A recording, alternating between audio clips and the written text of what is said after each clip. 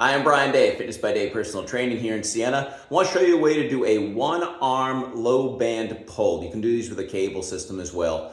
One of the reasons I really like this exercise is in addition to working your posterior chain in a linear fashion, we're creating a little bit of torque by the way we grip the band or cable system and how we position ourselves. So let me show you what I mean.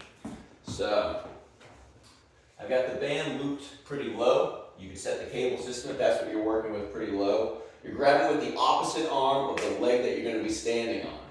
Put a little bend in it. Keep your head neutral. And basically you're going to hip hinge forward and pull straight back up. No curling forward of the shoulders there. Just driving straight back up. So we're working this posterior chain here because we're going from this forward position and extending. But what's also happening here is the band tension wants to rotate your body. It wants this to happen. So all of your hip rotators in your glutes are going to work to keep your hips stable. And, almost lost my balance there.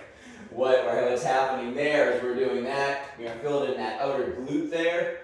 And you're going to feel those muscles deep within your hip, your internal and external rotators working to help you stabilize and build strength and stability through that exercise. It's great for sports performance, it's great for aesthetics, good for a whole bunch of stuff.